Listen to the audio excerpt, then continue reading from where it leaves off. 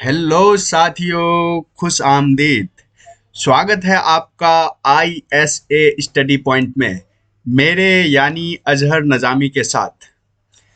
आज हम लाए हैं आपके लिए क्लास 12th का जो बिहार बोर्ड का एग्ज़ाम होने वाला है 2023 में। उस उस एग्ज़ाम का जो आपका पसंदीदा सब्जेक्ट है बायोलॉजी, बायोलॉजी का मॉडल पेपर लेके आए हैं, जिसमें से आज सॉल्व करेंगे हम 70 क्वेश्चन को। और 70 में 70 क्वेश्चन को पूरी तरह से व्याख्या के साथ अच्छे से समझाने की कोशिश करेंगे। तो साथियों, जुड़े रहें, कनेक्टेड रहें और अंत तक वीडियो को जरूर देखें ताकि आपका स्कोर ज़्यादा से ज़्यादा हो सके। देखिए साथियों, ये जो है model paper BSEB Bihar state school examination board जो है पटना, BSEB पटना जो है ये निकालती है मॉडल पेपर। ये मॉडल पेपर निकाल के ये बताना चाहता है कि इस साल एग्जाम में आने वाले क्वेश्चन का पैटर्न कुछ इस प्रकार का होगा। देखिए कैसा होगा पैटर्न। देखिए, ये बायोलॉजी इलेक्टिव सब्जेक्ट है यानी ऐच्छिक सब्जेक्ट है। और हाँ साथियों, ये हम सब तो इच्छा के साथ ही पढ़ते हैं ना। तो देखिए, ये 3 घंटा 15 मिनट का टोटल पेपर होगा, जिसमें से 70 क्वेश्चन जो है ऑब्जेक्टिव दिया रहेगा। इस 70 क्वेश्चन में हमें सोल्व करना है 35 क्वेश्चन। ये केवल 35 क्वेश्चन करना है। उसके बाद 20 जो है तो शॉर्ट आंसर क्वेश्चन होगा, जिसमें से 10 का जवाब देना है, और 6 लॉन्ग आंसर क्वेश्चन होगा। ये लंबी लंबी लिखना है यानी फेंकना है। इसमें से 3 का जवाब देना है और पूरा का पूरा ज़्यादा से ज़्यादा मार्क्स को स्कोर करने की कोशिश करना है। देखिए साथियों, ये कुछ पहले दूसरे पेज में कुछ जो है तो इंस्ट्रक्शन दिया रहेगा, और इंस्ट्रक्शन आप लोग अच्छे से पढ़ लेंगे। मुझे उम्मीद है कि इंस्ट्रक्शन के बारे में बताने की कोई खास ज़रूरत नहीं है। OMR शीट को किस हिसाब से फिल करना है, गोला को भरना है, किस हिसाब से गोला को पूरा सर्किल भरना पड़ता है, ये आप सब जानते ही होंगे, क्योंकि आप लोग अब 12th क्लास में हैं, कोई बच्चे तो नहीं हैं। इसलिए साथियों, हम लोग डायरेक्ट स्टार्ट करते हैं पहला क्वेश्चन से। और पहला क्वेश्चन यहाँ पे दिया हुआ है, ओपेरॉन मॉडल क्या प्रदर्शित करता है? What does operon model represent? देखिए, ओपेरॉन मॉडल जो है जीन के रेगुलेशन को रिप्रेजेंट करता है, जीन के रेगुलेशन को रिप्रेजेंट करता है, यानी इसका सही जवाब बी है, ऑप्शन नंबर बी। लेते हैं दूसरा क्वेश्चन। निम्नलिखित में से कौन नर युग्मक से संयोजन कर भ्रूणपोष बनाता है? Which of the following form endosperm after fusion with male gamete? देखिए साथियों, मेल गैमेट से फ्यूजन करने के बाद, आफ्टर फ्यूजन विथ, यहाँ सवाल अच्छे से ध्यान दीजिएगा, after fusion with male gamete, male gamete से फ्यूजन करने के बाद जो है ना, सब सेकेंडरी न्यूक्लियस जो है मेल गैमेट से फ्यूजन करने के बाद जो है क्या बनाता है? इंडोस्पर्म बनाता है। देखिए साथियों, जब ओव्यूल का डायग्राम 12th के एनसीईआरटी में हम लोग पढ़ रहे थे, ओव्यूल जब देख रहे थे, तो ओव्यूल के बीच में दो छोटे छोटे न्यूक्लियस आंख जैसा बना था। इन दोनों न्यूक्लियस से क्या मेल गैमेट आकर के इन दोनों न्यूक्लियस के साथ फ्यूजन हो रहा था, तब जाके इंडोस्पर्म बन रहा था। नाम PEN, प्राइमरी इंडोस्पर्म। तो इंडोस्पर्म जो बन रहा था कहाँ से? सेकेंडरी न्यूक्लियस से, यानी द्वितीयक केंद्रिका इसका बिल्कुल सही जवाब हो जाएगा। अगला लेते हैं हम लोग क्वेश्चन नंबर 3। क्वेश्चन नंबर 3 ये कहता है कि जीवाश्म सामान्यतः पाए जाते हैं। Fossils are generally found in.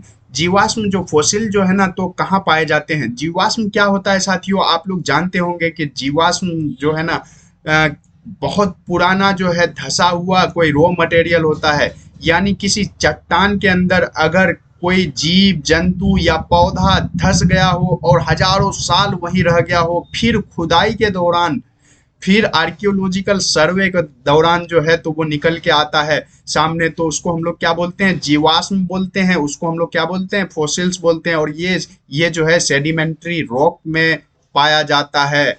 Sedimentary rock में, तलछटी चट्टान में पाया जाता है।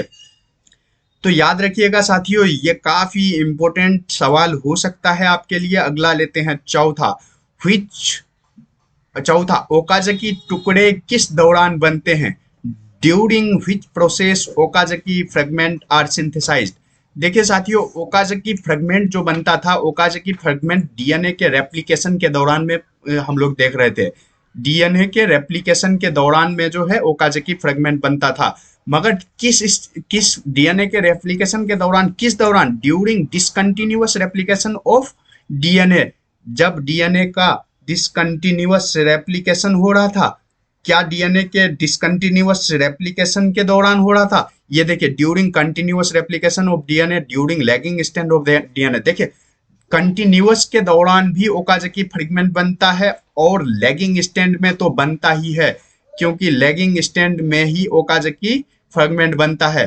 तो इसीलिए इसका सही आंसर चला जाएगा बी और सी। देखिए, लैग डिसकंटिन्यू, सॉरी, यहाँ पे जो है ना मैंने थोड़ा सा गलत बोल दिया है। During continuous replication of DNA इस दौरान नहीं बनता है साथियों ओकाज़की फ्रेगमेंट, इस दौरान नहीं बनता है। यहाँ देखिए, डिसकंटिन्यूअस के दौरान और लैगिंग स्टैंड के दौरान जो है ओकाज़की फ्रेगमेंट बनता है। अगला लेते हैं 5वां क्वेश्चन। मनुष्य के एंटीबॉडी बने होते हैं। मनुष्य के एंटीबॉडी यानी human antibody are made up of. देखिए, ह्यूमन एंटीबॉडी का क्या काम होता है आप लोग समझ सकते होंगे। ह्यूमन एंटीबॉडी जो है बॉडी के अंदर क्या करता है? डिफेंस का काम करता है। क्या करता है? डिफेंस, आर्मी वाला काम करता है, डिफेंस का काम करता है। यानी कोई फॉरेन अगर पार्टिकल या कोई फॉरेन अगर पैथोजन आ जाता है बॉडी में, तो उस पैथोजन से लड़ाई करने के लिए अगर हमारे पास आर्मी है, तो किसकी आर्मी है? एंटीबॉडीज की। किसकी आर्मी है साथियों? एंटीबॉडीज की। तो ये एंटीबॉडी जो बना हुआ होता है, सवाल ये पूछ रहा है कि ये एंटीबॉडी किससे बना हुआ होता है। तो आइए समझते हैं कि ये एंटीबॉडी किससे बना होता है। देखिए, ग्लाइकोप्रोटीन से नहीं साथियों, ग्लाइकोप्रोटीन से नहीं बना होता है। ये स्टेरॉइड और लिपोप्रोटीन का मिक्सचर होता है, यानी स्टेरॉइड और लिपोप्रोटीन से मिलकर बना होता है। इसीलिए इसका आंसर डी बिल्कुल सही जवाब होगा। अगला लेते हैं क्वेश्चन नंबर 6, जिसमें आपको डिस्प्ले पे दिख रहा होगा इनमें से कौन सा जलीय पौधा नहीं है। देखिए, पौधा नहीं है, नोट को बहुत ध्यान से पढ़िएगा साथियों। कई बार यहाँ पे गलती हो जाता है, हमसे भी, आपसे भी और सभी से, क्योंकि पढ़ने में लोग जल्दीबाजी करते हैं। जल्दीबाजी नहीं करना है साथियों, क्योंकि एग्जाम साल में एक बार आता है। Which one is not a hydrophytic plant? Hydrophytic plant कौन नहीं है? अकासिया दिया है ऑप्शन में, ट्रापा, हाइड्रीला और नीलम्बो। तो देखिए, अकेसिया जो है ना, ऑस्ट्रेलियन अकेसिया के बारे में हम लोग बहुत पहले से पढ़ते आ रहे हैं और लगातार पढ़ रहे हैं और देख भी रहे हैं। लोग अपने छतों पर जो है ना इन पौधों का जो है वो गमला में लगाया करते हैं। इसमें क्या होता है? बहुत पतला पतला होता है। लीव्स जो है ना बिल्कुल कांटे नुमा होता है लीव्स, और जो ये जिसे पत्ता समझते हैं, एक्चुअल में ये पत्ता नहीं होता है। एक्चुअल में ये क्या होता है? तना होता है। ये क्या होता है? तना। और लीव्स जो होती है, ये पत्तियां जो होती है, ये कांटेदार होती है। क्योंकि ये जो है प्लांट जीरोफाइटिक प्लांट है। ये कैसा प्लांट है साथियों? जीरोफाइटिक प्लांट है। याद रखिएगा, जीरोफाइटिक प्लांट यानी मरुस्थली प्लांट। जीरोफाइटिक यानी मरुस्थली, बार बार पूछा जाता है साथियों, जीरोफाइटिक प्लांट यानी मरुस्थली प्लांट, यानी ये मरुस्थली प्लांट है। ये मरुस्थल में रहता है, यानी मरुस्थल में रहेगा तो कैसा होगा? ये पानी को बचाने वाला होगा। ये हाइड्रोफाइटिक नहीं होगा। ये कैसा है? जीरोफाइटिक।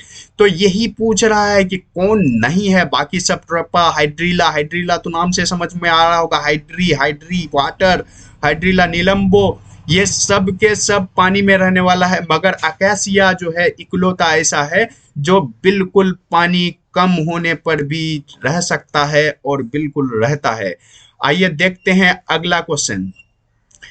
टर्नर सिंड्रोम में गुणसूत्र की संख्या कितनी होती है? साथियों देखिए, टर्नर सिंड्रोम एक बीमारी का नाम है जो जेनेटिक डिजीज है। कैसा है? जेनेटिक डिजीज है। ये कैसा है? जेनेटिक डिजीज है।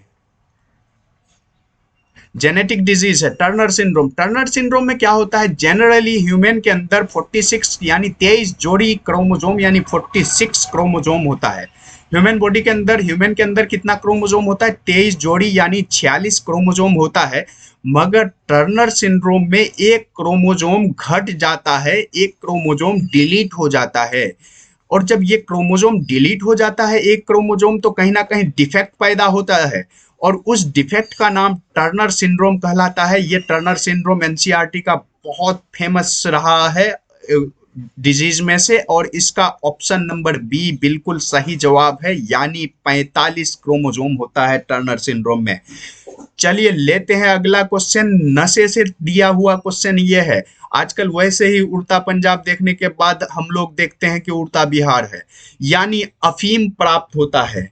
Opium is obtained from, opium किससे निकाला जाता है? ओपियम अफीम जो है किससे निकाला जाता है? तो आइए देखते हैं इसका ऑप्शन। एट्रोपा बेलाडोना पहला ऑप्शन है, एट्रोपा बेलाडोना। दूसरा ऑप्शन एरिथ्रोजाइलम कोका, तीसरा कैनाबिस सैटाइवा और चौथा पेपावर सोमनिफेरम। देखिए साथियों, क्वेश्चन बदल भी सकता है, इसीलिए मैं आपको नाम बताता चल रहा हूँ। एट्रोपा बेलाडोना जो है धतूरा के प्लांट का नाम है। ये किसका है? धतूरा के पौधे का नाम है। ये धतूरा के पौधे का नाम है, धतूरा के पौधे का नाम है एट्रोपा बेलाडोना। एरिथ्रोजाइलम कोका से जो है ना कोकेन निकाला जाता है, कोकेन निकाला जाता है किससे? एरिथ्रोजाइलम कोका से। और कैनाबिस सैटाइवा जो है गांजा एंड चरस के पौधा का नाम है। और पेपावर सोमनिफेरम बिल्कुल सही जवाब है इसका। पेपावर सोमनिफेरम से जो है ना ओपियम निकाला जाता है, ओपीवाइड्स कहते हैं, ओपियम, OPIUM, ओपियम निकाला जाता है। अगला लेते हैं हम लोग क्वेश्चन नंबर 9। क्वेश्चन नंबर 9 में सवाल पूछ रहा है बी लिम्फोसाइट निर्मित होता है, B lymphocyte are produced in, B lymphocyte कहाँ पे बनता है? बी लिम्फोसाइट साथियों, B lymphocyte option number A दे रहा है ब्लड में, रक्त में। दूसरा नंबर दे रहा है थाइमस में, तीसरा लसिका यानी लिम्फ में, चौथा अस्थि मज्जा में यानी बोन मैरो में। तो साथियों इसका सही जवाब है बोन मैरो में। बी लिम्फोसाइट जो है बोन मैरो में बनता है। अगला लेते हैं सवाल नंबर 10। सवाल नंबर 10 में हम लोग बस नहीं करेंगे साथियों, आगे भी बहुत है, 70 करना है, यानी एग्जाम में ज्यादा से ज्यादा नंबर लाना है। 35 के 35 आपको पूरा बनाना है, तभी आपका नंबर अच्छा से अच्छा स्कोर कर पाएंगे। हम आपको बताते चलेंगे, एक एक छोटा छोटा पॉइंट लेते चलेंगे जहां से सवाल बन सकता है और जहां से सवाल बना है। मनुष्य में प्लाज्मोडियम की संक्रमण अवस्था कौन सी होती है? Which infective stage of plasmodium occurs in human? देखिए प्लाज्मोडियम जब भी हम लोग पढ़ते हैं तो प्लाज्मोडियम से कहीं ना कहीं हमें एक वर्ड याद आने लगता है, मलेरिया पैरासाइट का। किसका? मलेरिया का, मलेरिया पैरासाइट का, मलेरिया पैरासाइट का। यानी प्लाज्मोडियम जो है तो मलेरिया पैरासाइट प्रोड्यूस करता है, मलेरिया नाम की डिजीज प्रोड्यूस करता है। तो मलेरिया वाला जब हम लोग डिजीज चैप्टर में देखते हैं प्लाज्मोडियम, तो प्लाज्मोडियम में को देखने के बाद पता चलता है कि ये जो है मॉस्क्यूटो के, मच्छर के गट में, गले में साथियों, मच्छर के गले में ये पनपता है, ये डेवलप होता है, और वहां से मच्छर के काटने पर ह्यूमन के बॉडी में वो छोटा छोटा स्पोरोजोइट जो है ट्रांसफर हो जाता है। तो इसका बिल्कुल सही जवाब स्पोरोजोइट ऑप्शन ए के साथ चलेंगे साथियों। अगला लेते हैं सवाल नंबर 10। सवाल नंबर 11, टीआई प्लाज्मिड निम्नलिखित में किससे प्राप्त होता है? TI plasmid is obtained from which of the following? TI plasmid, देखिए साथियों टीआई नाम से एक बात समझने की कोशिश करते हैं। टीआई प्लाज्मिड का पूरा नाम, टी से ट्यूमर, आई से ट्यूमर इंड्यूसिंग या इंड्यूसर भी कई बार बोलते हैं, ट्यूमर इंड्यूसिंग प्लाज्मिड, ठीक है, tumour inducing plasmid. TI plasmid जो है ट्यूमर इंड्यूसिंग प्लाज्मिड है, और ये ऑप्शन नंबर ए अगेरोबैक्टीरियम ट्यूमिफेसेंस से प्राप्त किया जा सकता है। और इसका जेनेटिक इंजीनियरिंग में बहुत काम किया है साथियों। जेनेटिक इंजीनियरिंग का विकास जो है टीआई प्लाज्मिड के विकास के साथ साथ हुआ है। अगला लेते हैं सवाल नंबर 12। सवाल नंबर 12 में सवाल है क्राइजिन किस फसल को बोल कृमि से बचाता है? देखिए cry gene prevent which crop from bollworm. Cry gene जो है तो देखिए समझने की कोशिश कीजिए कि एक कॉटन का प्लांट है, एक कॉटन का प्लांट है जिसके अंदर क्या होता है, रुआ होता है, कॉटन होता है, ताकि हम लोग जाड़े के मौसम में, इस ठंड के भरे मौसम में जो है अच्छा अच्छा गद्देदार गर्मी के कपड़े बना सके। मगर क्या करता था कि कॉटन के अंदर जो है ना एक बोलवर्म नाम से कीड़ा, छोटा छोटा कीड़ा इंटर कर जाता है। कॉटन के अंदर बोलवर्म नाम से छोटा छोटा कीड़ा इंटर कर जाता है और पूरे कॉटन को खराब कर देता था, पूरे कॉटन को खराब कर देता था। इससे कॉटन की फसल काफी बर्बाद होती थी। वैज्ञानिकों ने खास तौर पे साथियों IARI के वैज्ञानिकों ने, Indian institute of agriculture research and new Delhi, IARI Delhi के वैज्ञानिकों ने बहुत मेहनत किया, काफी दिन तक कोशिश किया कि इससे बचा जा सके। तो उन्होंने क्या किया कि एक कड़ाई जीन को इस कॉटन के प्लांट में इंसर्ट कर दिया साथियों। एक कड़ाई जीन को कॉटन के प्लांट में इंसर्ट कर दिया, जिससे बोलवर्म का अटैक कम हो गया, बोलवर्म आना बंद हो गया, क्योंकि बोलवर्म के गट में ये कड़ाई जीन इन्फेक्शन प्रोड्यूस कर दे रहा था और बोलवर्म मर जाया करता था, इसीलिए बोलवर्म आना बंद हो गया। तो इसीलिए हम लोग का ऑप्शन नंबर डी बिल्कुल सही जवाब है। कपास के पौधे में क्राइजीन इंसर्ट किया गया है। यानी क्राइजीन इंसर्ट के बाद जो कपास का पौधा बना वो कैसा पौधा बना, वो जेनेटिक मॉडिफाइड प्लांट बना साथियों। GMP बोलते हैं हम लोग, जेनेटिक मॉडिफाइड प्लांट है ये कपास का प्लांट, जिससे कॉटन का प्लांट, जिससे कि अब जो है इसमें बोलवर्म का इन्फेक्शन नहीं होता है। अगला लेते हैं साथियों क्वेश्चन नंबर 13, सवाल नंबर 13 समापन कूट है। समापन कूट यानी टर्मिनेशन कोडोन है। टर्मिनेशन कोडोन को एक दूसरा नाम से भी पूछा जा सकता है साथियों, इसको स्टॉप कोडोन भी बोलते हैं। क्या बोलते हैं? स्टॉप कोडोन बोलते हैं। स्टॉप कोडोन जो है ना 3 होता है साथियों, तीनों आप लोग याद रखेंगे क्योंकि यहाँ पे जो है एक दिया है, मगर तीनों में से ये तीनों कभी भी पूछा जा सकता है। UAA, UGA और UAG। देखिए साथियों, याद रखने का एक ट्रिक मैं समझाते चलता हूं आपको।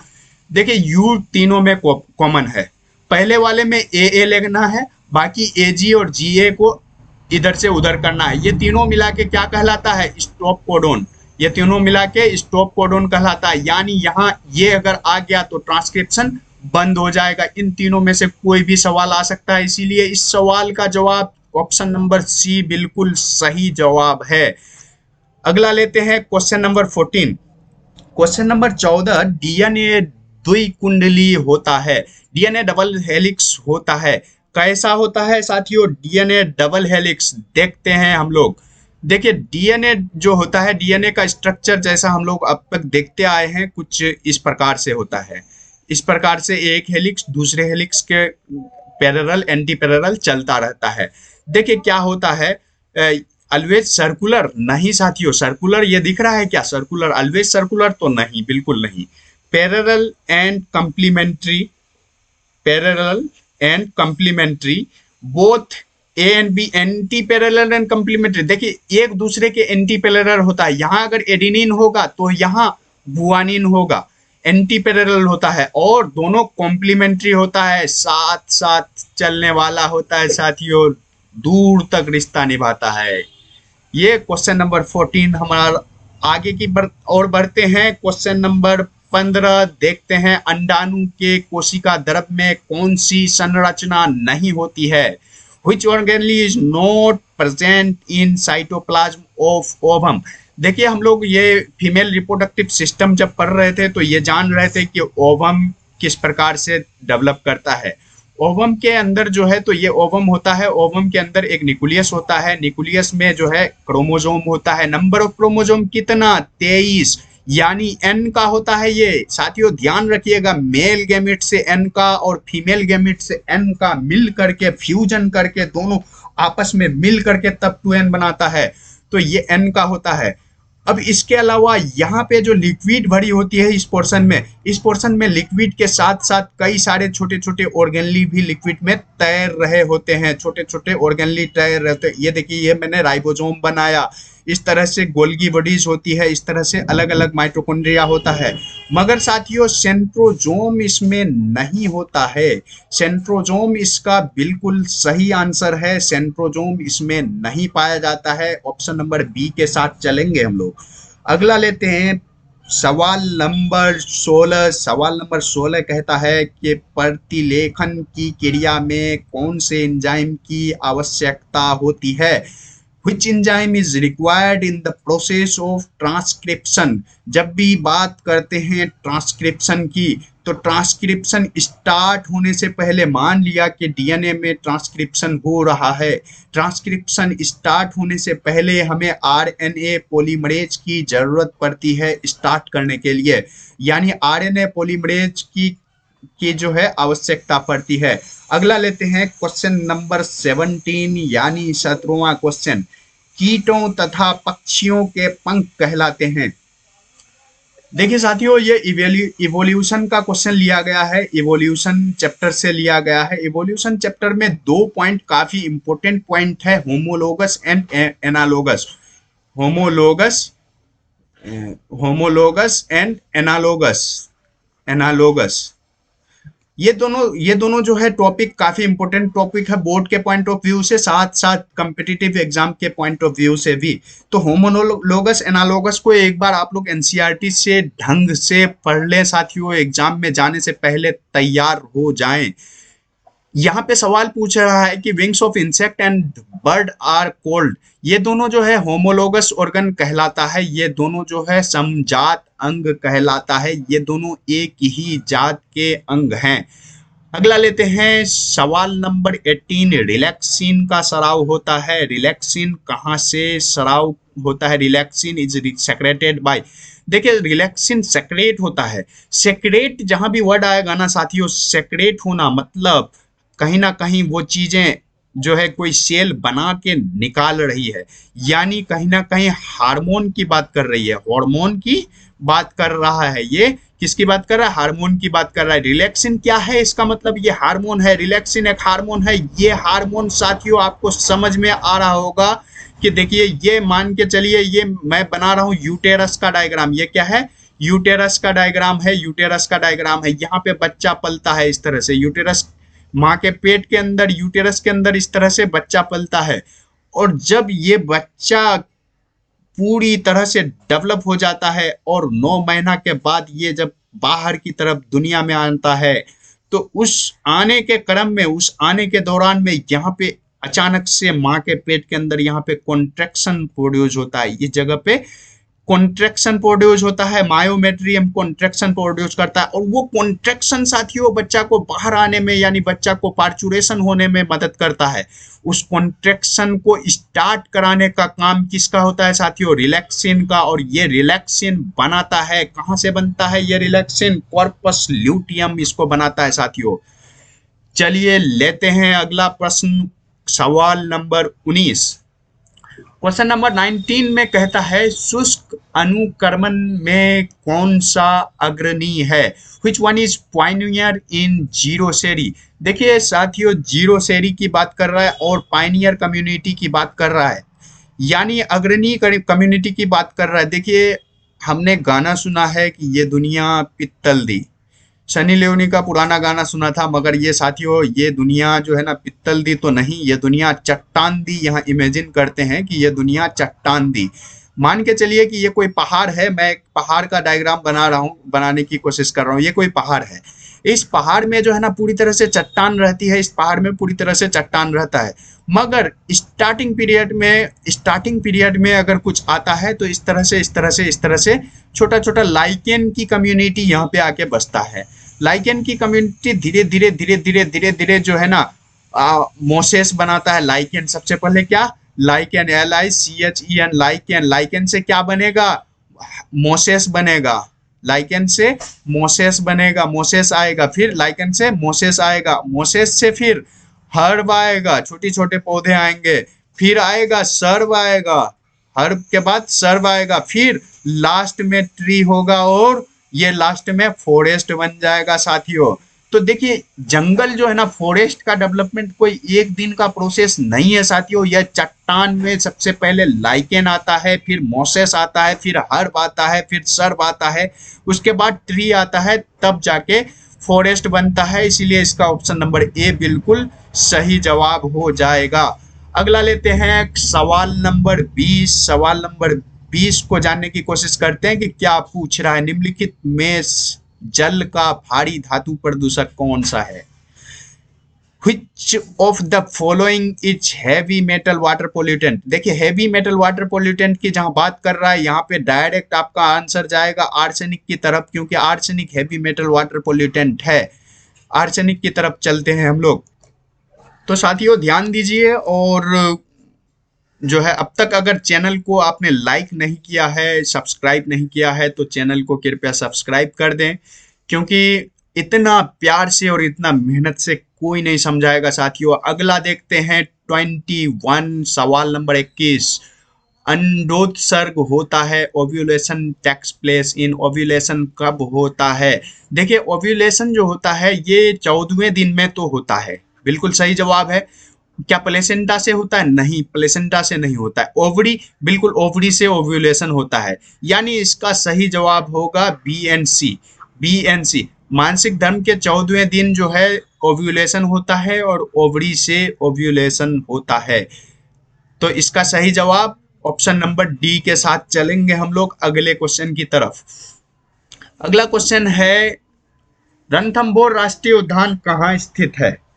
देखिए साथियों रणथंभौर राष्ट्रीय उद्यान जो है, रणथंभौर नेशनल पार्क जो है, ये राजस्थान के एक जिला है, राजस्थान का एक जिला है सवाई माधोपुर। क्या है? सवाई माधोपुर।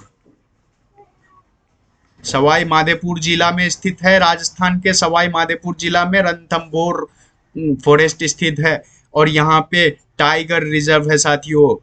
रणथंभौर फॉरेस्ट आपको कोटा का कभी अगर रास्ता तय करना हुआ या फिर उधर से महाराष्ट्र की तरफ जाना हुआ तो दिखेगा आपको रणथंभौर, वो रणथंभौर नेशनल पार्क और सवाई माधोपुर। पूरा रेलवे स्टेशन साथियों चीतों से डियर से और अलग अलग तरह के जानवर से, पक्षियों के इमेज से भरा पड़ा है।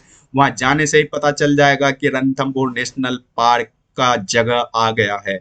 एक बार जरूर घूमिए अगर मौका मिले तो साथियों। अगला देखते हैं सवाल नंबर 23। मनुष्य के लिंग गुणसूत्र हैं। मनुष्य के लिंग गुणसूत्र, sex chromosome of human being are. देखिए ह्यूमन के अंदर जो है ना, दो टाइप के सेक्स क्रोमोसोम होते हैं। एक्स एक्स यानी फीमेल, इससे क्या होता है? फीमेल, और एक्स वाई यानी मेल। एक्स वाई यानी मेल। तो इसकी इसीलिए एक्स एक्स और ए और सी दोनों ऑप्शन नंबर डी बिल्कुल सही जवाब हो जाएगा। अगला लेते हैं सवाल नंबर 24। सवाल नंबर 24। भ्रमणशील अनुवांशिक पदार्थ है। The mobile genetic element. देखिए भ्रमणशील अनुवांशिक पदार्थ यानी मोबाइल जेनेटिक एलिमेंट, यानी ऐसा जेनेटिक एलिमेंट जो घूम सकता है, जो मोबाइल हो सकता है, जो मूव कर सकता है। मोबाइल का मतलब क्या? मूव कर सकता है। मोबाइल का मतलब मूव कर सकता है। याद रखिए साथियों शब्द से, मोबाइल फोन आप लोग जानते होंगे। मोबाइल फोन यानी मूव करने वाला फोन, घूमने वाला, लेके चलने फिरने वाला फोन।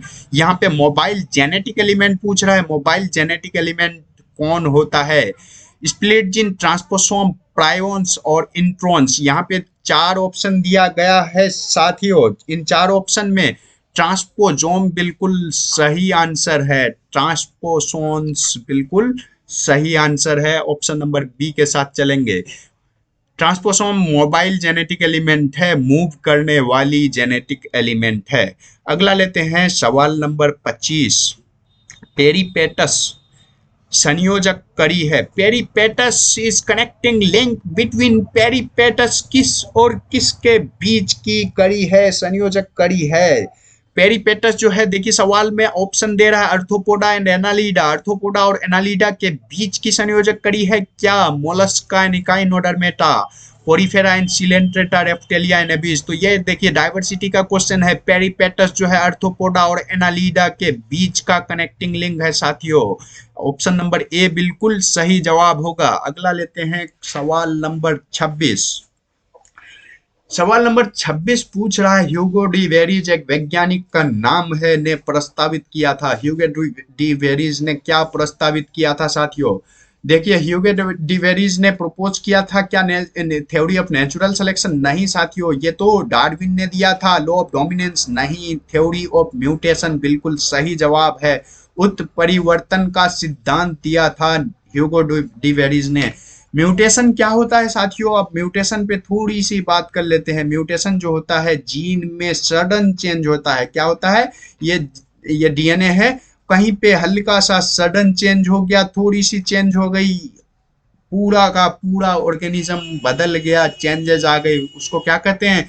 म्यूटेशन कहते हैं। और ये सडन होता है, तुरंत होता है। ह्यूगो डी वेरीज ने यही तो कहा था साथियों कि जीवों का जो इवोल्यूशन होता है तो वो सडन म्यूटेशन से होता है, यानी तुरंत किसी जीव में म्यूटेट हो जाता है कोई जीन और फिर एक नया जीव बन के सामने आ जाता है। लेते हैं अगला सवाल नंबर 27। ट्रांसजेनिक हीरोडीन निम्नलिखित में किससे प्राप्त किया जाता है?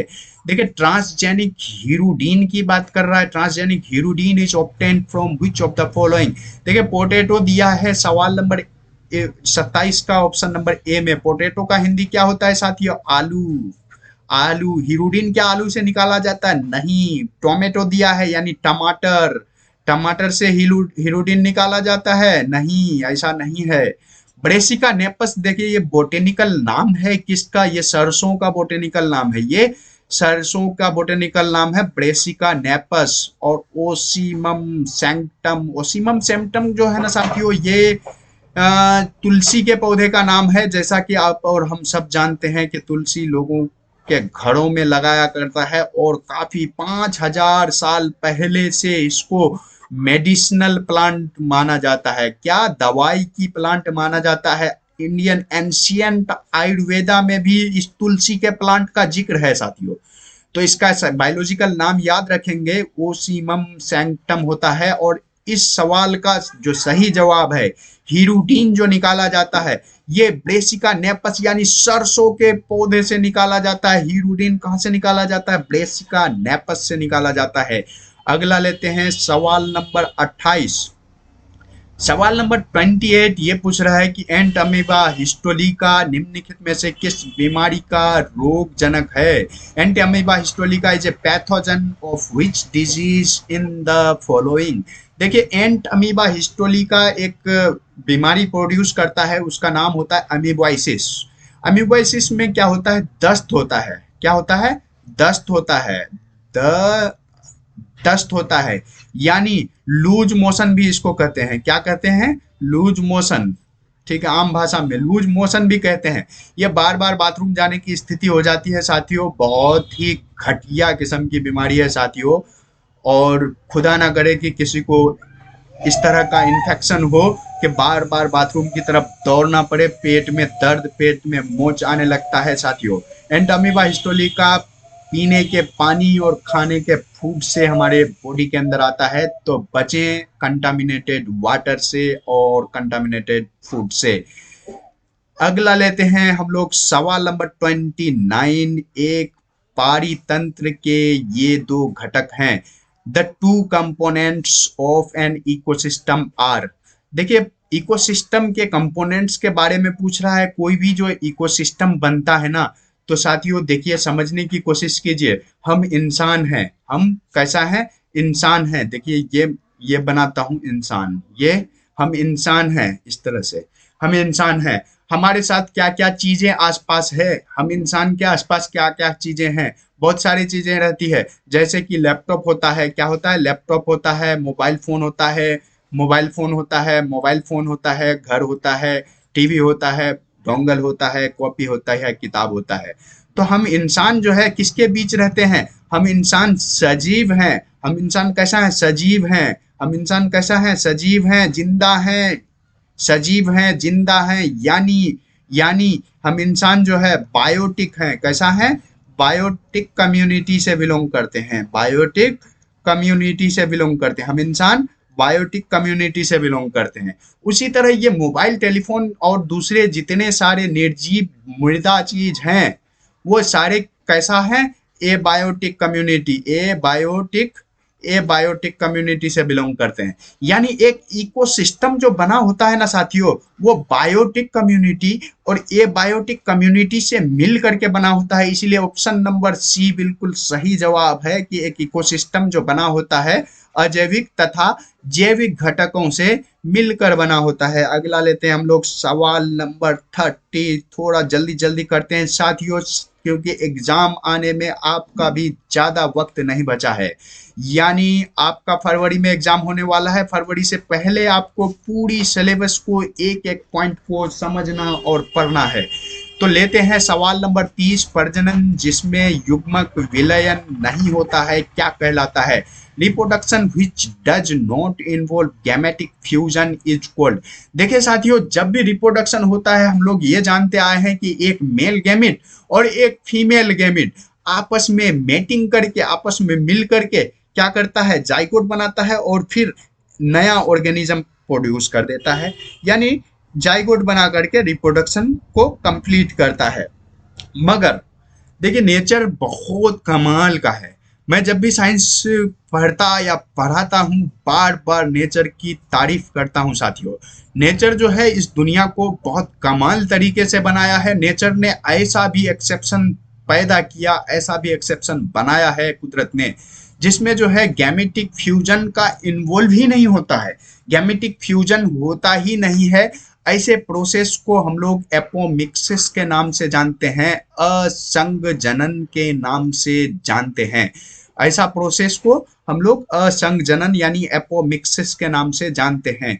एपोमिक्सिस के बारे में एनसीईआरटी में दिया हुआ है साथियों। एक बार आप लोग एनसीईआरटी से इसको जरूर पढ़ें, क्योंकि यहाँ से बहुत सवाल बन चुका है अब तक नीट में भी और बोर्ड एग्जाम में भी, इसीलिए पूछे जाने की संभावना बहुत है।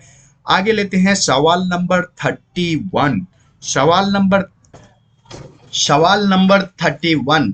सुपोषण इनमें पाया जाता है। Eutrophication is found in. देखिए साथियों, यूट्रिफिकेशन यानी सुपोषण किसमें पाया जाता है? पर्वतों पर, ऑप्शन नंबर ए पर्वतों पर, दूसरा ऑप्शन कृषि योग्य भूमि में, तीसरा लवण मृदा में और चौथा झील में। देखिए साथियों, यूट्रिफिकेशन जो होता है लेक में होता है, झील में होता है। ये इकोलॉजी का क्वेश्चन है। यूट्रिफिकेशन जो होता है ये किसमें? लेक में यानी झील में पाया जाता है। अगला लेते हैं सवाल नंबर 32। सवाल नंबर 32 पूछ रहा है डायहाइब्रिड क्रॉस में F2 फिनोटाइपिक अनुपात कितना होता है? देखिए डायरेक्ट जो दिया हुआ है क्वेश्चन में डायहाइब्रिड क्रॉस के बारे में, मेंडल का डायहाइब्रिड क्रॉस के बारे में, तो इसमें पूछ रहा है हम लोग को F2।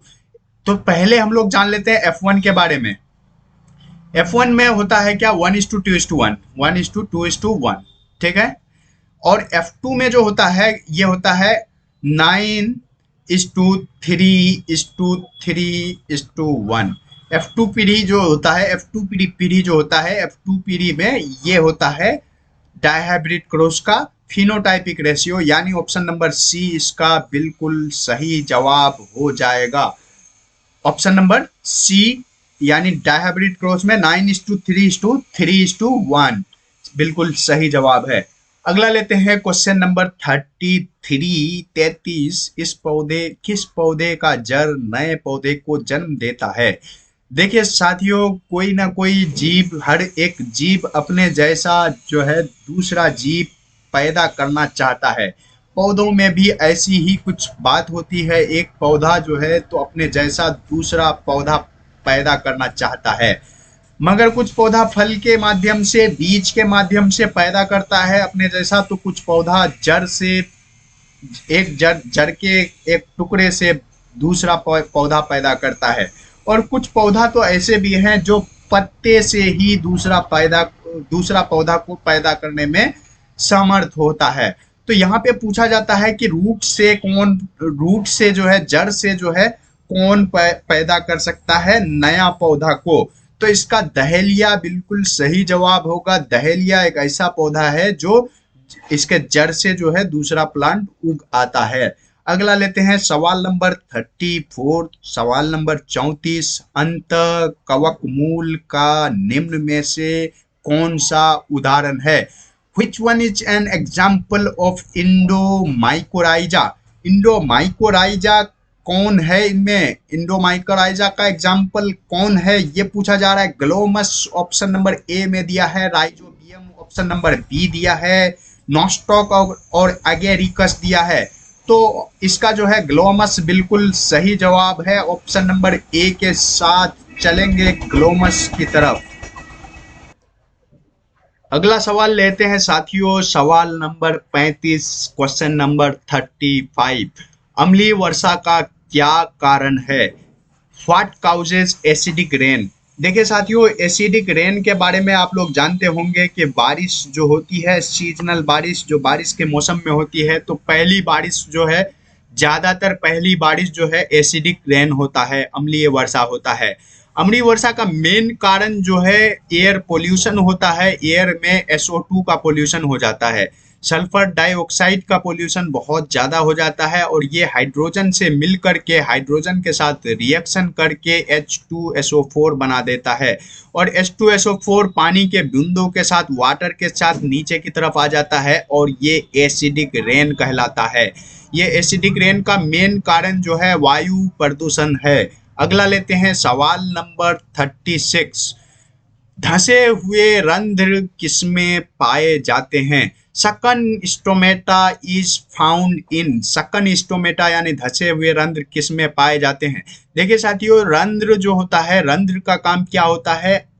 पानी को भाप बनाकर बाहर की तरफ निकालना, वाष्प बनाकर बाहर की तरफ निकालना, और बाहर से जो है तो कुछ कार्बन डाइऑक्साइड को लेना और गैस का एक्सचेंज करना। तो ज़्यादातर रंध्र का जो काम होता है तो यही होता है। यानी सकन स्टोमेटा यानी धंसे हुए स्टोमेटा की बात कर रहा है, यानी स्टोमेटा पूरी तरह से बाहर नहीं है, धंसे हुए है, यानी कहीं ना कहीं यह पानी को बचाने का काम कर रहा होगा। यानी ये जीरोफाइटिक मरुस्थलीय पौधा में पाया जाता होगा, मरुस्थलीय पौधों में पाया जाता होगा। जीरोफाइटिक एडेप्टेशन है ये। सकन स्टोमेटा जो है जीरोफाइटिक यानी मरुद्विद एडेप्टेशन है। अगला लेते हैं सवाल नंबर 37। सवाल नंबर 37 पूछ रहा है आर्कियोप्टेरिक्स किस काल में विकसित हुआ था?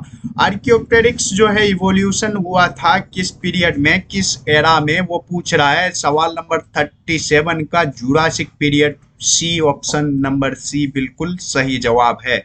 अगला लेते हैं अंग प्रत्यारोपण अस्वीकृति किनके कारण होती है? Rejection of organ transplant is due to. देखिए साथियों, ऑर्गन ट्रांसप्लांट एक बहुत बड़ा देन है मेडिकल साइंस का, जिसमें जो है तो अगर आपका कोई ऑर्गन खराब हो जाए तो दूसरे किसी साथी से वो ऑर्गन लगाया जा सकता है। मगर ज़्यादातर केस में ये ऑर्गन ट्रांसप्लांट जो है ना रिजेक्ट हो जाता है। क्यों? क्योंकि जो है ग्राफ्ट मैचिंग नहीं होता है। क्या होता है? ग्राफ्ट मैचिंग नहीं हो पाता है। इसीलिए ऑर्गन ट्रांसप्लांट से पहले जो है तो क्या करते हैं, ग्राफ्ट मैचिंग कराते हैं, और ग्राफ्ट मैचिंग अगर सक्सेसफुल हो गया तब ही ऑर्गन ट्रांसप्लांट होता है। अभी आपने सुना होगा कि लालू जी, बिहार के पूर्व मुख्यमंत्री एवं रेल मंत्री लालू यादव की बात कर रहा हूं मैं, लालू यादव की बात कर रहा हूं। लालू जी का जो है किडनी खराब हो गया था। क्या हुआ था? किडनी खराब हो गया था। तो इसके किडनी को जो है ट्रांसप्लांट करा के इनकी बेटी ने इनको किडनी डोनेट किया, और इनको किडनी ट्रांसप्लांट कराया गया, और वो ऑर्गन सेट किया गया इनके बॉडी में। यानी ऑर्गन ट्रांसप्लांट जो है तो इनका किडनी ट्रांसप्लांट किया गया, मगर इनकी बेटी ने इनको दिया। क्यों साथियों? समझने की बात है। अगर इनकी बेटी या इतना क्लोज रिलेटिव नहीं होता तो ये ग्राफ्ट मैचिंग नहीं हो पाता, और ग्राफ्ट नहीं मैच हो पाता तो ऑर्गन ट्रांसप्लांट में रिजेक्शन हो जाता, अस्वीकृति मिल जाती। अगर रिजेक्शन हो जाता तो ये रिजेक्शन किसके वजह से होता है? ये रिजेक्शन साइटोटॉक्सिक टी सेल की वजह से होता है साथियों। याद रखिएगा, साइटोटॉक्सिक टी कोशिकाओं के कारण ग्राफ्ट मैचिंग नहीं हो पाता है, और ऑर्गन ट्रांसप्लांट के दौरान ऑर्गन रिजेक्ट कर देता है, अपने ही ऑर्गन को पराया समझने लगता है, इसे अपना पराया का पहचान नहीं हो पाता है साथियों। अगला लेते हैं हम लोग क्वेश्चन नंबर 39। क्वेश्चन नंबर 39, निम्नांकित किस परजीवी पौधे में बीटा कैरोटीन तथा फेरोटीन भरपूर मात्रा में पाया जाता है? Which transgenic plant is rich in beta carotene and ferritin in the following? अब देखिए साथियों, समझिए कि यहाँ पे हमारे देश में इंडिया की अगर बात करें, इंडिया में ज़्यादातर जो है तो लोग क्या करते हैं, चावल खाते हैं। ज़्यादातर लोग चावल खाते हैं, भात खाते हैं साथियों, चावल खाते हैं ज़्यादातर लोग।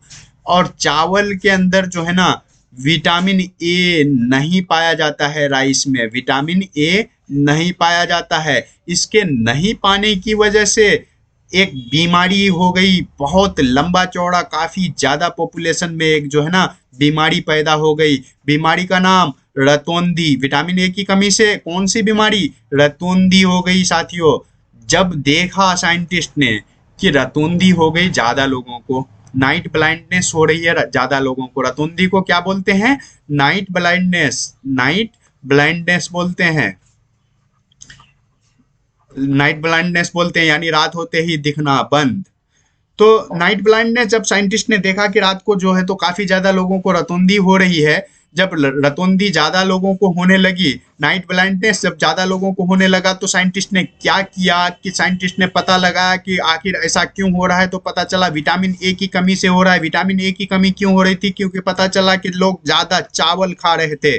वैज्ञानिकों ने क्या किया कि एक पौधा लिया चावल का, यानी एक पौधा लिया धान का, एक धान का पौधा लिया, और उस धान के पौधे में, चावल के पौधे में, राइस के पौधे में, उस धान के पौधे में क्या किया साइंटिस्ट ने? एक जो है जीन इंसर्ट कर दिया। एक जीन ला करके एक जीन इंसर्ट कर दिया। ये जीन क्या करती थी? ये जीन विटामिन ए बनाने के लिए एफिशिएंट थी। ये जीन विटामिन ए बना सकती थी। इस जीन को इंसर्ट करने से ये जो पौधा था, ये कैसा पौधा हो गया? क्या जीएमपी हो गया? जेनेटिक मॉडिफाइड प्लांट हो गया। ये जीएमपी जो है तो गोल्डन राइस को बनाया गया। गोल्डन राइस एक ऐसा पौधा है जो जेनेटिकली मॉडिफाई किया गया। सुनहरा धान एक ऐसा पौधा है साथियों जो जेनेटिकली मॉडिफाई किया गया, और जेनेटिकली मॉडिफाई करके ये कैसा हो गया? रिच इन विटामिन ए वाला हो गया। विटामिन ए वाला हो गया। जहाँ भी बीटा कैरोटीन दिखे तो आप समझ जाना कि विटामिन ए की बात कर रही है। फेरोटीन भी होता है इसमें। तो सुनहरा धान यानी गोल्डन राइस बिल्कुल सही जवाब हो जाएगा। अगला लेते हैं क्वेश्चन नंबर 40। क्वेश्चन नंबर 40 क्या कहता है? जीनोटाइप फिनोटाइप अवधारणा सबसे पहले किसने प्रस्तावित किया था? Genotype phenotype concept was first proposed by. Genotype phenotype concept जो है ये जोहानसन ने सबसे पहले दिया था। किसने दिया था? जोहानसन नामक वैज्ञानिक ने सबसे पहले दिया था। ये कब दिया था साथियों? 1909 में दिया था जोहानसन नामक साइंटिस्ट ने। अगला लेते हैं क्वेश्चन नंबर 41। क्वेश्चन नंबर 41 पूछ रहा है ऋतुस्राव चक्र के दौरान चक्रीय परिवर्तन इनमें होता है। During menstrual cycle the cyclic change takes place in. देखिए मेंस्ट्रुअस साइकिल जो होता है, मेंस्ट्रुअस साइकिल क्या होता है कि जैसे हमने बताया था पहले भी, पिछले लेक्चर में भी हमने बात किया है, फीमेल रिप्रोडक्टिव सिस्टम का आप लेक्चर अगर अभी तक नहीं देखे हैं तो एक बार जरूर देखें। शॉर्ट में आपको पूरी तरह से समझाया गया है चीज़ें। तो ये जो है यूटेरस का मैं डायग्राम बना रहा हूँ इस तरह से। ये यूटेरस का जो है ना ये इंटरनल लेयर होता है। यूटेरस 3 लेयर की होती है। इस तरह से 3 लेयर होता है यूटेरस में। जो मस्कुलर लेयर होता है 3 इस तरह से लेयर होता है। अंदर वाला लेयर जो होता है तो इसको क्या बोलते हैं? इंडोमेट्रियम। इसको क्या कहते हैं? इंडोमेट्रियम कहते हैं। इसको इंडोमेट्रियम कहते हैं। और साइक्लिक चेन जो भी होता है यहाँ पे आके धस जाता है साथियों ओवम। इस तरह से ओवम इस तरह से धस जाता है। और जब ओवम रप्चर होके निकलता है तो ये इतना पोर्शन को इस तरह से काट के भी निकाल देता है। छोटा छोटा ब्लड वेसल डैमेज हो जाता है साथियों। तो यानी ये चेंजेस जो है ना, सारा चेंजेस जो है ना कहाँ होता है? इंडोमेट्रियम में होता है। अगला लेते हैं सवाल नंबर 42। एमनियोसेंटेसिस द्वारा किसका विश्लेषण किया जाता है? देखिए साथियों, ये बहुत ही इम्पोर्टेंट सवाल है और आप लोग कोई भी डॉक्टर के पास गए होंगे तो आप लोग देखे होंगे कि अल्ट्रासाउंड रूम के बाहर ये चीज लिखा होता है कि यहाँ लिंग की जांच नहीं की जाती है। यहाँ लिंग की जांच यानी मेल फीमेल बच्चा है, मेल है या फीमेल है, इसकी जांच नहीं की जाती है। देखिए ये जांच कैसे पॉसिबल हो पाता है? देखिए एक सिरिंज के थ्रू, एक सिरिंज डाल करके मदर के, माँ के जो है यूटेरस के अंदर से थोड़ी सी लिक्विड निकाली जाती है, थोड़ी सी फ्लूइड निकाली जाती है और उस फ्लूइड को लैब में ले जाया जाता है, उस फ्लूइड को लैब में ले जाया जाता है और जांच किया जाता है। उस फ्लूइड के जांच से दो तीन चीजों का पता चलता है। एक तो जेनेटिक डिजीज का पता चलता है कि कहीं बच्चा पहले से जेनेटिकली बीमार तो नहीं पैदा हो रहा है। दूसरा मेल एंड फीमेल के सेक्स का पता चलता है कि ये कैसा है, मेल है या फीमेल है। तो ये दोनों चीज को पता करने के लिए क्या करते हैं, लैब में एमनियोटिक फ्लूइड को जांच करते हैं। लैब में एमनियोटिक द्रव यानी एमनियोटिक फ्लूइड को जांच करते हैं और पता लगाते हैं कि जेनेटिक डिजीज है या नहीं, मेल एंड फीमेल है या नहीं। अच्छा, मेल एंड फीमेल का जांच करना सरकार के तौर से प्रतिबंध है। ये प्रतिबंधित कर दिया गया है साथियों, क्योंकि नंबर ऑफ फीमेल फोर्टिसाइड बढ़ रहा था। फीमेल को मारने की संख्या, माँ के भ्रूण के अंदर ही बच्चियों को, फीमेल को मार दिया जाता था साथियों। इस दर्दनाक कहानी के वजह से इस पे प्रतिबंध लगा दिया। अन्यथा जेनेटिक डिजीज के लिए हम लोग एमनियोटिक फ्लूइड का जांच करके जेनेटिक डिजीज का पता लगा सकते हैं। आगे लेते हैं सवाल नंबर 43। हृदय का विकास होता है। देखिए साथियों, हृदय का जो विकास होता है, हृदय जो है बच्चा जब डेवलप होता है माँ के पेट के अंदर तो हृदय का विकास होता है। बच्चा जब डेवलप होता है तो जर्म लेयर जो होती है, क्या होता है, जर्म लेयर जो होती है, जर्म लेयर 3 होती है टोटल।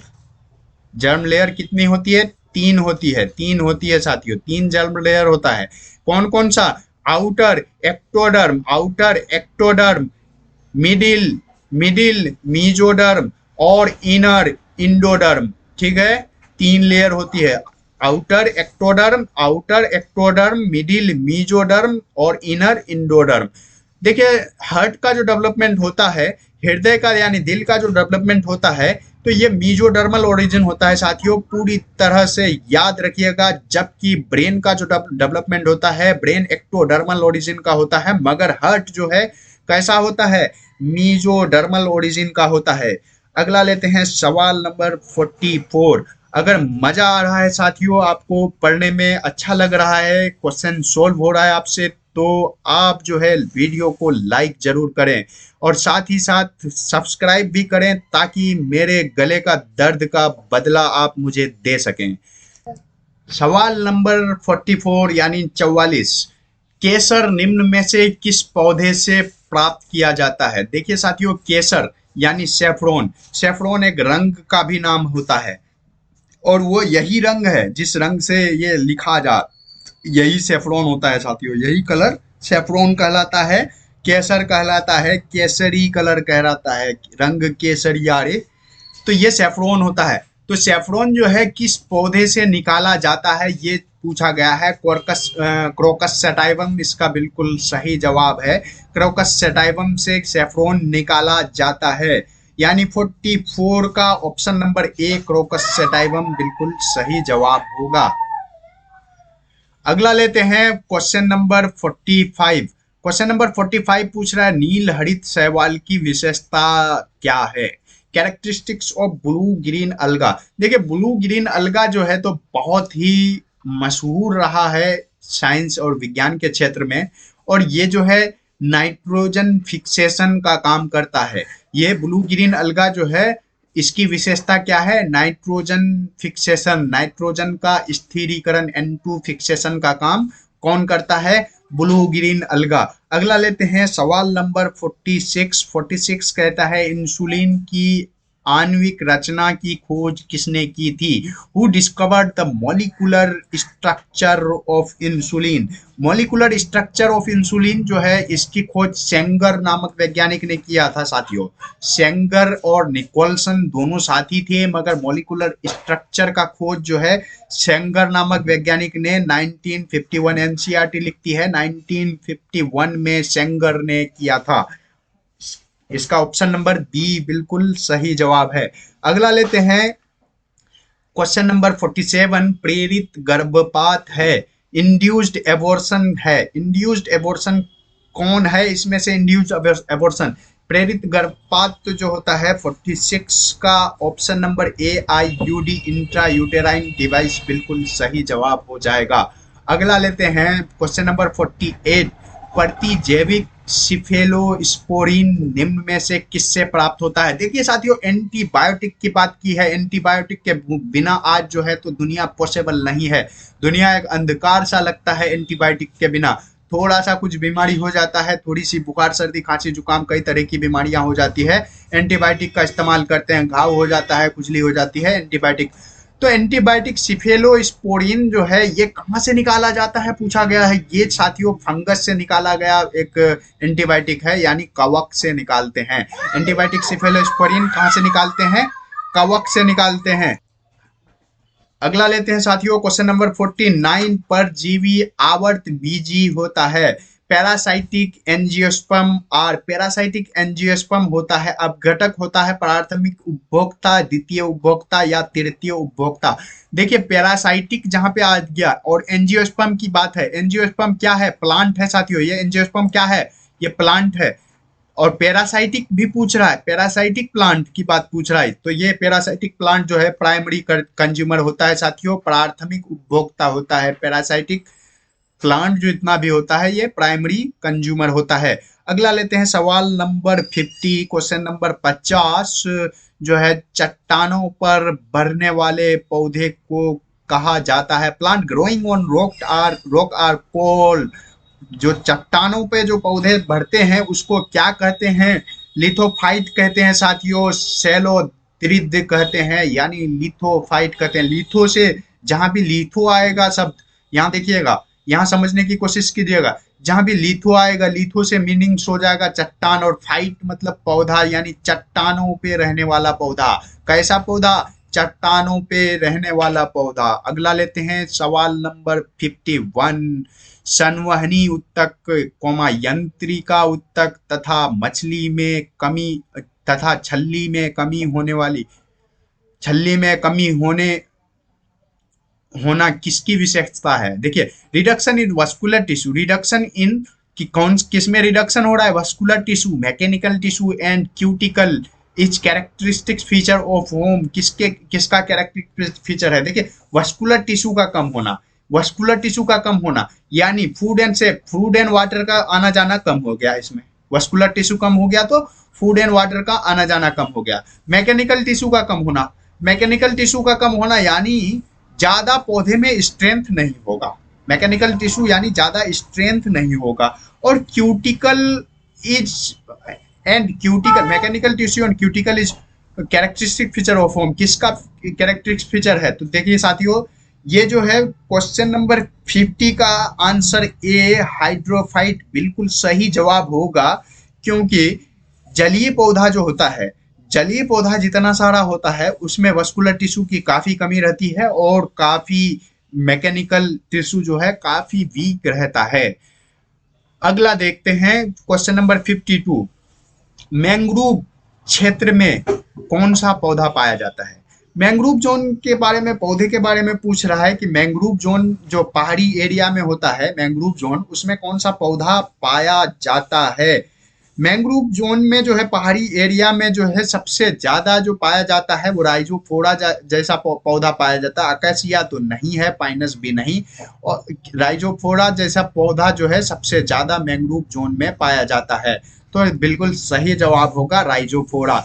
अगला लेते हैं सवाल नंबर 53। सवाल नंबर 53 में फिर से सुनहरा धान आ गया, गोल्डन राइस आ गया। सुनहरा धान एक जीएमओ पौधा है जिनमें निम्नलिखित जीन किसके जैव विश्लेषण के लिए होता है?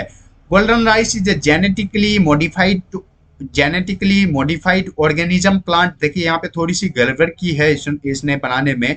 ये जीएमपी होता है डायरेक्ट, ये देखिए जीएमओ जेनेटिक मॉडिफाइड ऑर्गेनिज्म, ये क्या है, ऑर्गेनिज्म है, ये ऑर्गेनिज्म है, जबकि ये ऑर्गेनिज्म नहीं, जीएमपी यहाँ बोलते हैं, जीएमपी बोलते हैं साथियों, जीएमपी जेनेटिक मॉडिफाइड प्लांट है गोल्डन राइस। और ये किसके लिए किया जाता है, विटामिन ए के लिए। अभी हमने पूरी तरह से बात किया ऊपर एक एक सवाल में, विटामिन ए के लिए होता है। निम्नलिखित में कौन जीव द्रव, क्वेश्चन नंबर 54, निम्नलिखित में कौन जीव द्रव संलयन को बढ़ाता या प्रेरित करता है।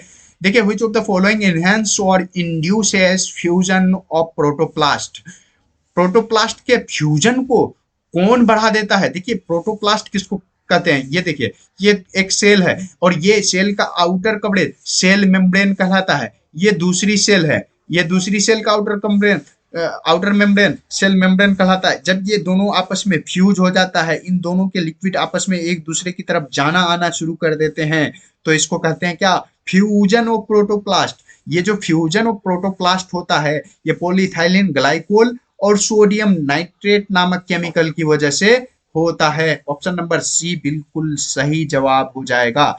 अगला लेते हैं साथियों सवाल नंबर 55, क्वेश्चन नंबर 55, अनुवांशिकी अभियांत्रिकी में उन्नति किसके कारण संभव हो पाई है। देखिए एडवांसमेंट जो आया जेनेटिक इंजीनियरिंग में, तो ये किसके कारण आया, एडवांसमेंट जेनेटिक इंजीनियरिंग में जो आया, ये जो आया एडवांसमेंट, ये इंडोन्यूक्लियेज एक्टिविटी के कारण आया। रेस्ट्रिक्शन एंजाइम का, कुछ रेस्ट्रिक्शन एंजाइम का इंडोन्यूक्लियेज एक्टिविटी के कारण जो है ये इतना ज़्यादा एडवांसमेंट आ गया और इसके वजह से जेनेटिक इंजीनियरिंग काफ़ी उन्नति और प्रगति कर ली है साथियों। इंडोन्यूक्लियस याद रखिएगा। अगला लेते हैं क्वेश्चन नंबर 56, टीटेनस द्वारा उत्पन्न मुख्य रूप से किसे प्रभावित करता है। अच्छा टीटेनस जो होता है, टीटेनस माइकोबैक्टीरियम टीटेनी नाम का एक बैक्टीरिया होता है। क्या होता है, माइकोबैक्टीरियम, याद रखिएगा माइकोबैक्टीरियम टीटेनी, टीटेनी नाम का एक बैक्टीरिया होता है। माइकोबैक्टीरियम टीटेनी क्या करता है, देखिए साथियों माइकोबैक्टीरियम टीटेनी जो है वॉलेंट्री मसल यानी स्वैच्छिक मांसपेशियों पे जो है इन्फेक्शन करता है। वॉलेंट्री मसल्स पे, स्वैच्छिक मांसपेशियों पे इन्फेक्शन करता है। कहीं कट फट जाए, कहीं बॉडी में चोट लग जाए, कट फट जाए, तो हम लोग क्या करते हैं, सबसे पहले डॉक्टर के पास जाते हैं और टीटी का एक इंजेक्शन लगाते हैं। तो ये टिटेनस जो इंजेक्शन लगाते हैं, इससे क्या होता है, माइकोबैक्टीरियम टिटेनी डेवलप नहीं हो पाता है, इसकी कम्युनिटी डेवलप नहीं हो पाता है और फिर वॉलेंट्री मसल को नॉर्मल रखने में मदद करता है। इसीलिए कहीं कट फट जाए तो सबसे पहले टिटेनस का इंजेक्शन जरूर लगाएं साथियों। अगला लेते हैं सवाल नंबर 57। सवाल नंबर 57 पूछ रहा है निम्नलिखित में से कौन मृदुजलीय मछली नहीं है। Which of the following is not a fresh water fish. कौन फ्रेश वाटर फिश नहीं है, निम्नलिखित में से कौन मृदुजलीय मछली नहीं है। Which of the following is not a fresh water fish. देखिए कतला जो होता है, कतला फ्रेश वाटर फिश होता है साथियों, ये मृदुजलीय मछली है। रोहू भी हम लोग खाते रहते हैं, लगातार मृदुजलीय मछली है। मृगल जो है ये भी मृदुजलीय मछली है। मगर सैल्मन फिश साथियों, सैल्मन फिश ये समुद्री मछली है और काफी मशहूर मछली है और समुद्री इलाके के लोग इसे बड़े चाव से खाते हैं। अगला लेते हैं सवाल नंबर 58। लोही नस्ल है, लोही किसका नस्ल है साथियों, लोही एक ब्रीड का नाम है, एक नस्ल का नाम है और ये शिप की ब्रीड का नाम है, भेड़ की नस्ल का नाम है साथियों। ये किसकी, भेड़ की यानी शिप की ब्रीड का नस्ल का नाम है। अगला लेते हैं शीशा युक्त और सिल्वर पेंट के रंगहीन होने का कारण क्या है। Discolouration of lead and silver paint is caused due to, देखिए डिकलरेशन जो होता है लेड और सिल्वर पेंट में, ये हाइड्रोजन सल्फाइड नामक केमिकल की वजह से डिकलरेशन होता है। हाइड्रोजन सल्फाइड इसका मेन कारण है। मृदुजल में अगला लेते हैं 60। मृदुजल में BOD बायोकेमिकल ऑक्सीजन डिमांड का स्तर इनमें इस स्तर इससे अधिक नहीं होना चाहिए। अच्छा देखिए BOD level in fresh water should not exceed beyond सवाल ये पूछ रहा है कि बीओडी लेवल जो होता है ना, तो ये 5 ppm से ज्यादा नहीं होना चाहिए मृदु जल में। अगर 5 ppm से ज्यादा अगर मृदु जल में बीओडी लेवल हो जाता है तो उस जल को कैसा मानेंगे? पोल्यूटेड मानेंगे। वो जल पोल्यूटेड मानेंगे और वो पीने लायक नहीं होगा साथियों। ये 5 ppm क्या है? 5 ppm यानी 5 ppm यानी पार्ट पर मिलियन। ये देखिए, पार्ट पर मिलियन यानी 1 मिलियन। अगर 1 मिलियन वाटर मोलिकुल है, 1 मिलियन क्या है? वाटर मोलिकुल है, और उसमें अगर 5 पार्ट, 5 छोटा छोटा पार्टिकल, 5 पार्ट अगर 5 पार्ट अगर पोल्यूटेड मोलिकुल है तो वो कैसा कहलाएगा? बीओडी उसका क्या हो जाएगा? 5 पार्ट पर मिलियन। और अगर 5 पार्ट से ज्यादा है तो वो पानी पीने लायक नहीं है साथियों, वो पानी को पोल्यूटेड माना जाएगा। यानी ऑप्शन नंबर ए इसका बिल्कुल सही जवाब है। अगला लेते हैं 61 सर्वाधिक प्रसिद्ध नाइट्रोजन स्थिरीकरण जीवाणु है। देखिए, the most famous symbiotic nitrogen fixing bacteria is. ये देखिए, सिम्बियोटिक नाइट्रोजन बैक्टीरिया जो है तो कई सारे हैं, नाइट्रोकोकस, नाइट्रोसोमोना। देखिए, ये सारे जो है ना नाइट्रोजन फिक्सिंग बैक्टीरिया यहाँ पे ऑप्शन में दिया हुआ है। नाइट्रोकोकस भी नाइट्रोजन फिक्सिंग का काम करता है, नाइट्रोसोफोनास भी करता है, राइजोबियम भी करता है और नाइट्रोबैक्टर भी करता है। मगर साथियों याद रखिएगा, सबसे ज्यादा जो फेमस है, सबसे ज्यादा जो स्टडी की गई है अब तक, जो वो राइजोबियम की स्टडी सबसे ज्यादा की गई है, इसलिए मोस्ट फेमस में इसका जवाब राइजोबियम ही जाएगा। अगला लेते हैं साथियों सवाल नंबर 62। सवाल नंबर 62, HIV हमला करता है। HIV attack on. HIV किस पे हमला करता है? देखिए, HIV एक ऐसी बीमारी है जो खत्म नहीं होता, जिसकी कोई इलाज मौजूद नहीं है, ला इलाज है।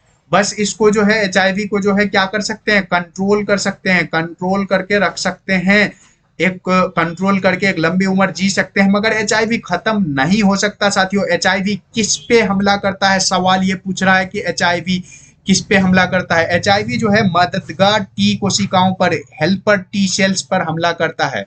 अगला सवाल लेते हैं साथियों, सवाल नंबर 63। महिला द्वारा उपयोग की जाने वाली मौखिक गर्भ निरोधक गोलियां जन्म नियंत्रण में कैसे मदद करती है? देखिए, how oral contraceptive pill used by female help in birth control. देखिए, ओरल कॉन्ट्रासेप्टिव पिल जो महिलाएं खाती है, ओरल कॉन्ट्रासेप्टिव पिल जो महिलाएं खाती है बर्थ कंट्रोल के लिए, बच्चे के पैदा होने के कंट्रोल के लिए, तो ये क्या करता है? ये जो है इनहिबिट करता है ओव्यूलेशन का इनहिबिट करता है। अंडा को, ओव्यूल को, ओव्यूलेशन, अंडा को जो है आने में जो है ब्लॉकेज करता है, ओव्यूलेशन को इनहिबिट करता है। अगला लेते हैं साथियों 64, एमनियोसेंटेसिस। देखिए साथियों, एमनियोसेंटेसिस के बारे में ऊपर भी 2 क्वेश्चन बन चुका है ऑलरेडी, ये तीसरा क्वेश्चन है, इसीलिए एमनियोसेंटेसिस, एमनियोटिक फ्लूइड काफी इंपॉर्टेंट है आपके एग्जाम के पॉइंट ऑफ व्यू से। इसको एक बार गौर से एनसीईआरटी से पढ़ने की कोशिश कीजिएगा। एमनियोसेंटेसिस क्या है? एमनियोसेंटेसिस द्वारा विकासशील भ्रूण में निम्नलिखित में से किसका पता नहीं लगाया जा सकता है? देखिए, हमने अभी बात किया कि एमनियोसेंटेसिस से जो है तो क्या क्या जेनेटिक डिजीज का पता लगाया जा सकता है, लिंग का पता लगाया जा सकता है कि मेल है या फीमेल है। देखिए, ऑप्शन नंबर ए दे रहा है सेक्स ऑफ फीटस, यानी मेल है या फीमेल है उसका पता लगाया जा सकता है, बिल्कुल जा सकता है। क्लाइनफिल्टर सिंड्रोम जो है एक जेनेटिक डिजीज है, एक जेनेटिक बीमारी है, यानी जेनेटिक डिजीज का पता लगाया जा सकता है। डाउन सिंड्रोम भी एक जेनेटिक डिजीज है, इसका भी पता लगाया जा सकता है। जॉन्डिस जेनेटिक डिजीज नहीं है, जॉन्डिस का पता नहीं लगाया जा सकता है, इसीलिए पीलिया बिल्कुल सही, ऑप्शन नंबर डी के साथ चलेंगे, पीलिया बिल्कुल सही जवाब होगा। अगला लेते हैं सवाल नंबर 65। सवाल नंबर 65 पूछ रहा है NIF जीन संबंधित है। देखिए साथियों, समझने की कोशिश कीजिए एक बार। NIF जीन, कभी कभी सवाल में ही जवाब छुपा होता है। NIF, NI से नाइट्रोजन, क्या समझ में आ रहा है? नाइट्रोजन। और F, NIF gene, F fixation, F से फिक्सेशन, यानी NIF जीन किससे संबंधित होगा साथियों? नाइट्रोजन फिक्सेशन से। एक लफ्ज में सवाल खत्म। अगला लेते हैं क्वेश्चन नंबर 66, अनुवांशिक अभियांत्रिकी में प्रतिबंधन एंजाइम का उपयोग किया जा सकता है। In genetic engineering restriction enzyme can be used for restriction enzyme का काम। देखिए रेस्ट्रिक्शन एंजाइम को क्या कह सकते हैं, आर ई समझने की कोशिश कीजिएगा। रेस्ट्रिक्शन एंजाइम आर ई से क्या करते हैं, लकड़ी के काटने का काम किससे करते हैं, आर ई से। यानी आर ई यहाँ पे जो है डीएनए और आरएनए को काटने का काम करता है। आरई क्या करता है, डीएनए और आरएनए को छोटा छोटा टुकड़ा में काटने का काम करता है। आरई मतलब रेस्ट्रिक्शन एंजाइम, यानी रेस्ट्रिक्शन एंजाइम फ्रेगमेंट करने का, छोटा छोटा टुकड़े में काटने का काम करता है। यानी किसी भी डीएनए को टुकड़ा करने के लिए जो है रेस्ट्रिक्शन एंजाइम का इस्तेमाल करते हैं। अगला लेते हैं सवाल नंबर 67। सवाल नंबर 67, मरूदभिद पौधे की पत्तियों की विशेषता है। The feature of xerophytic plant leaves are. देखिए जीरोफाइटिक प्लांट पे अभी हमने थोड़ा देर पहले बात किया। जीरोफाइटिक प्लांट के पत्तियों की जो है संरचना ऐसी होती है कि कांटेदार और नुकीली होती है ताकि ये कम से कम वाटर लॉस कर सके। तो ये इसकी जो है कम से कम वाटर लॉस कर सके। तो देखिए सिंगल लेयर ऑफ एपिडर्मिस, तो ऐसा बात कोई नहीं है। एपिडर्मिस की कई सारी लेयर होती है और कई सारी लेयर होने की वजह से वाटर लॉस कम होता है। सकन स्टोमेटा यानी धसी हुई स्टोमेटा और लोअर एपिडर्मिस यानी पत्ते के नीचे के पोर्शन में स्टोमेटा और हेवी क्यूटिकल, ये दोनों बिल्कुल सही जवाब है। इसीलिए इसका ऑप्शन नंबर डी, बी और सी दोनों सही हो जाएगा। ऑप्शन नंबर डी के साथ हम लोग चलेंगे साथियों। अगला क्वेश्चन लेते हैं सवाल नंबर 68। एक झील में पादप पलवक बहुतायत में इनमें उगते हैं। इन ए लेक फाइटोप्लैंक्टन्स ग्रो अबाउंडेंटली इन। देखिए लेक में जब जाते हैं, किसी तालाब के पास अगर हम लोग जाते हैं तो तालाब का स्ट्रक्चर देख के समझने की कोशिश कीजिएगा। तालाब का स्ट्रक्चर कुछ इस तरह का होता है। यहाँ पे जो है जमीन होती है इधर से, और इधर भी जमीन होती है। जमीन होगी तो क्या होगा, पेड़ पौधे होंगे, बड़े बड़े पेड़ पौधे, छोटे छोटे पेड़ पौधे होंगे। ये जो पोर्शन होता है यहाँ पे थोड़ी थोड़ी पानी भी होगी, और सूखा भी होगा। यानी ये जो जोन होगा ना, ये जोन दोनों का मिक्सचर जोन होगा, जहां पे पानी भी होगा और सूखा भी होगा। यानी यहाँ पे जो पाए जाएंगे जीव, तो सबसे ज्यादा जीव जंतु यहीं पे पाए जाएंगे, और वैसे भी जीव जंतु पाए जाएंगे जो पानी में भी रहता है और सूखे में भी रहता है। इस जोन का नाम क्या होता है साथियों, इस जोन को लिम्नेटिक जोन बोलते हैं। और यहाँ पे फाइटोप्लैंक्टन बहुत ज्यादा ग्रोथ करता है। ऑप्शन नंबर ए बिल्कुल सही जवाब हो जाएगा। अगला लेते हैं 69। युग्मक कभी संकर नहीं होते, यह कथन है। Gametes are never hybrid is a statement of. देखिए गैमेट्स जो है हाइब्रिड नहीं होते हैं, ये किसका कथन है, ये पूछ रहा है कि गैमेट्स हाइब्रिड नहीं होते हैं, ये किस नियम के तहत बताया गया। लॉ ऑफ डोमिनेंस बताता है कि गैमेट्स हाइब्रिड होते हैं, ये बताता है। लॉ ऑफ रैंडम फर्टिलाइजेशन से इस गैमेट का कोई खास लेना देना नहीं है। लॉ ऑफ सेग्रीगेशन बिल्कुल सही जवाब है साथियों। ऑप्शन नंबर सी, पृथक्करण के नियम जो है ये बताता है कि गैमेट हाइब्रिड नहीं होते हैं, नेवर हाइब्रिड, गैमेट कभी हाइब्रिड नहीं होते हैं। अगला लेते हैं सवाल नंबर 70 और लास्ट सवाल। बिल्कुल मुस्कुराते हुए देखिए साथियों, निम्न में से कौन सा क्रम 3:1 के फिनोटाइपिक अनुपात को प्रदर्शित करता है। देखिए इसमें जो है तो 3:1 के जो फिनोटाइपिक रेशियो को प्रदर्शित करेगा, यानी इससे जो है तो F1 पीढ़ी की तरफ हम लोग मूव कर सकते हैं। मगर यहाँ पे क्या है, ये टोटल जो एग्जाम्पल दिया है सारा एग्जाम्पल F2 पीढ़ी का दिया है। F1 पीढ़ी में अगर या फिर F1 पीढ़ी या फिर अगर एक पेरेंट का सिर्फ एक हाइब्रिड अगर मिल जाए हम लोगों को, तो वो 3:1 का रेशियो में आ जाएगा। यानी ऑप्शन नंबर बी में एक ऐसा इकलौता ऑप्शन है जिसमें एक ही हाइब्रिड है। आगे देखते हैं साथियों, इसमें ए भी डोमिनेंट है और बी भी डोमिनेंट है। इसमें देखते हैं ए भी डोमिनेंट है, बी भी डोमिनेंट है। इसमें देखते हैं ए भी डोमिनेंट है, बी भी डोमिनेंट है, मगर यहाँ केवल और केवल ए डोमिनेंट है। इसीलिए ऑप्शन नंबर बी बिल्कुल सही जवाब हो जाएगा।